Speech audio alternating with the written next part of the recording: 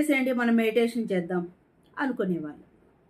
అప్పుడు ఈ శిష్యులు తీసుకెళ్ళి ఆ పిల్లిని అక్కడ చెట్టు కట్టేసేవాళ్ళు. ఈళ్ళపాటికి ఈళ్ళు ధ్యానంలో కూర్చునేవాళ్ళు. అలా జరుగుతున్నటువంటి టైంలో గురువు గారు కాలం చేయడం జరిగింది. తర్వాత వచ్చినటువంటి వాళ్ళు కూడా మెడిటేషన్ చేసే టయానికి పిల్లిని తీసుకుపోయి అక్కడ కట్టేయడం మొదలుపెట్టారు. ఎవరో మనలాంటోళ్ళు ఆశ్రమంకెళ్ళి, ఎందుకు మీరు మెడిటేషన్ కూర్చునేటప్పుడు పిల్లిని ఎందుకు చెట్టుకు కట్టేయాలి అంటే, మా గురువుగారు చెప్పారు. ఆ రోజు నుంచి అది అలాగే వస్తూ ఉంది.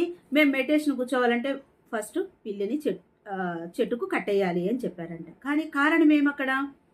పిల్లి డిస్టర్బ్ చేస్తుంది గురువుగారును అనేది గురువుగారికి మనసులో తెలిసింది.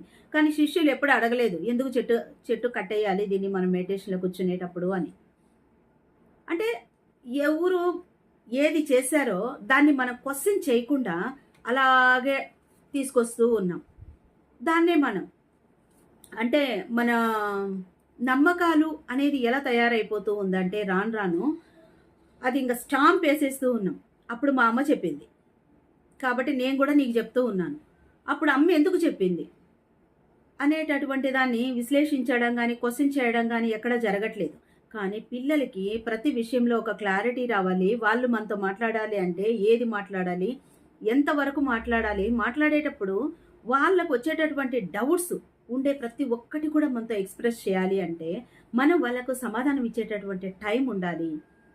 మనం తిట్టడానికి ఉపయోగించేటటువంటి టైము చెప్పడానికి ఉపయోగించామనుకోండి, వాళ్ళు చాలా క్లారిటీగా ఉంటారు. ఎక్కడ కూడా వాళ్ళు కంగారు పడరు, ఎక్కడ కూడా వాళ్ళు భయపడరు, ఎక్కడ కూడా ఎవరిని క్వశ్చన్ చేసేటప్పుడు భయపడరు.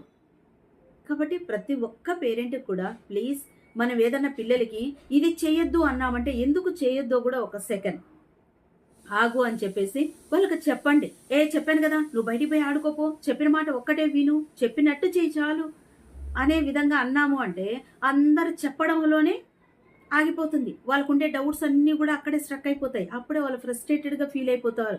ప్రతి దానికి వాళ్ళు ఎందుకు సీరియస్గా ఉంటారు, ప్రతిదీ ఎందుకంటే ఏది అడిగినా మా అమ్మ సమాధానం చెప్పదు, మా నాన్న అస్సలు ఏది మాట్లాడినా కోపంగానే మాట్లాడతాడు అనేటటువంటి సిచ్యువేషన్కి పిల్లలు మనం తీసుకొస్తూ ఉన్నాం.